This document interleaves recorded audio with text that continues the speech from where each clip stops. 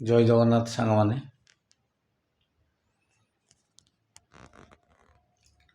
ଆଜି ବହୁତ ଜଲ୍ଦି ମୁଁ ଖାଇଦେଉଛି। ସମୟ ଦେଖନ୍ତୁ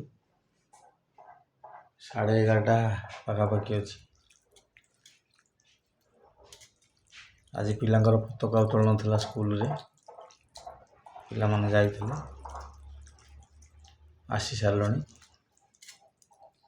ସିଏ ବି ଯାହା ଖାଇଲେ। ମୁଁ ଟିକେ ପଖାଳ ପ୍ରିୟ ଲୋକ ସାଙ୍ଗମାନେ। ଦେଖନ୍ତୁ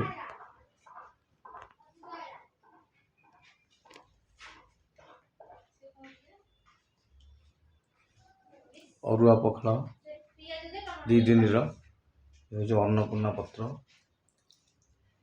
ପଖାଳର ଛୁଙ୍କ ହୋଇଛି, ଭଜା,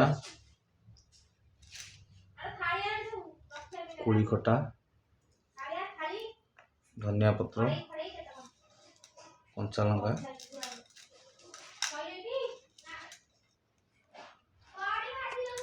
ଏଇ ଜୀବନ ମୋର।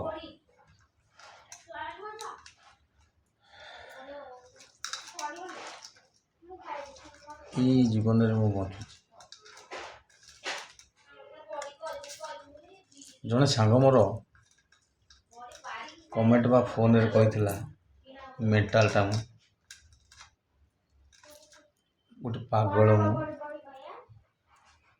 ଠିକ୍ ଅଛି, ଯିଏ ଯାହାକୁ ବେଶୀ ଭଲ ପାଏ ସେ ତାକୁ ଏମିତି ୱାର୍ଡ଼ ବି କହିପାରେ। ତାକୁ ମୁଁ ଆକ୍ଷେପ କଲି।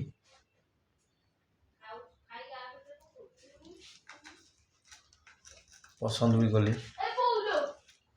ହଁ, କହିଦେଲା। ସାଙ୍ଗ ହିସାବରେ କି ବନ୍ଧୁ ହିସାବରେ କି କୌଣସି ଗୋଟେ ସ୍ନେହ ମମତା ହିସାବରେ କହିଦେଲା।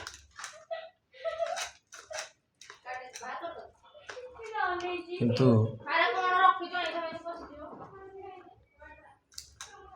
କାଲି ସେ ତାହାର ଜଣକ ବନ୍ଧୁ ହାତରେ ମୋତେ ଅପମାନିତ କଲା। କହିଲା ଗାଣ୍ଡିରେ ଗୋଡ଼ଉଛନ୍ତି। ଟିକେ ଯେଉଁଟାକି ଏ ହୃଦୟକୁ ବାଧିଲା। ତୁ କହିଦେଲେ ଚଳିବ, କିନ୍ତୁ ଅଲଗା ଲୋକ ଦ୍ୱାରା କରେଇଲୁ ତାକୁ ଫୋନ୍ଟା ଧରେଇ ଦେଇକି। এটা ଠିକ୍ ବିଚାର ନୁହଁ। ବନ୍ଧୁ ବନ୍ଧୁ ହିସାବରେ ରହିବା ଦରକାର। ତୁ ଧନୀ ହେଇଥା, ମୁଁ ଗରିବ ହେଇଥାଏ, କିନ୍ତୁ ମୋର ଓଜନ ଅଛି, ଇଜ୍ଜତ ଅଛି। ତମର ଯଦି ସେତିକି ଠିକ୍ ଥାନ୍ତା, ତମକୁ ଆମେ ପାଇଲୁ କେମିତି? କୌଣସି ଅଫର୍ ତମ ତରଫରୁ ଥିଲା ବୋଲି ଆମେ ସିନା ତମକୁ ଖୋଜିଲୁ କି ପାଇଲୁ କି ଯାହା କଲୁ। ତମକୁ ଚିହ୍ନିଥିଲୁ ନା ଜାଣିଥିଲୁ?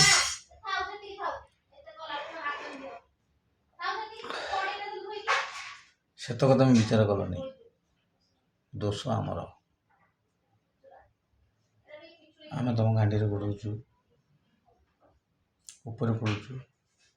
ଏକ୍ସଟ୍ରା ଯୋଡ଼େ ବହୁତ କିଛି କହିଲା, ମୁଁ କହିପାରୁନି।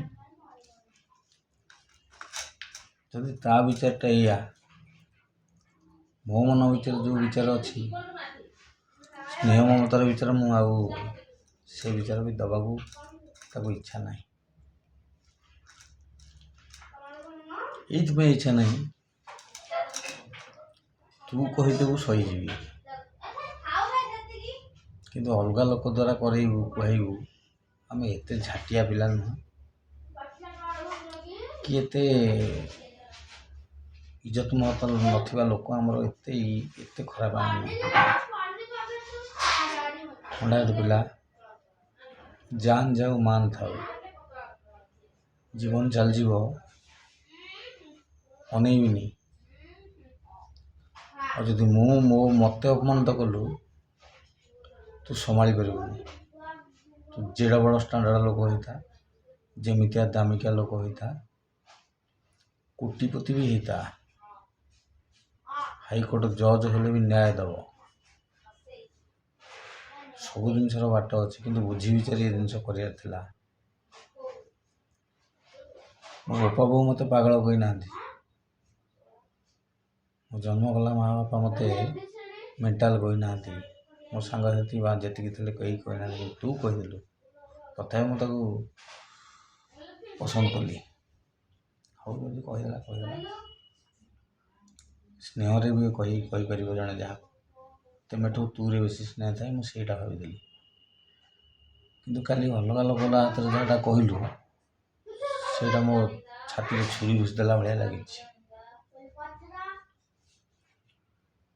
ମୁଁ ଏବେ କ'ଣ କରିବି ଦେଖ, ଆଉ କିଛି କହୁନି ସାଙ୍ଗମାନେ। ପୁଳି ଚକଟି ଦେଲି, ଭଜା, ପଖାଳ। ଗରିବ ଲୋକ ଆମେ ତ ହାଇ ଫାଇ ଭିତରେ ରହୁନୁ। ଖାଇବାକୁ ଯୋଉଟା ବସିଛି, ଖାଇଦେଲା ପରେ ପୁଣି ଆଜିର କ'ଣ ପିଲାଙ୍କ ପାଇଁ ହେବ ସେ ଜିନିଷ କରୁଛି। ଇଏ ଥିଲା ଆଜିର ମୋର ଭିଡ଼ିଓଟା।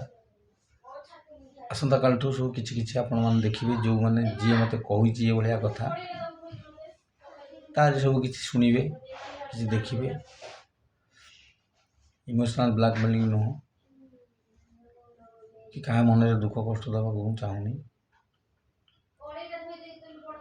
ମୁଁ ଆପଣମାନଙ୍କୁ ସବୁ ଦେଖେଇବି, ଆପଣ ଅପେକ୍ଷା କରିଥାନ୍ତୁ।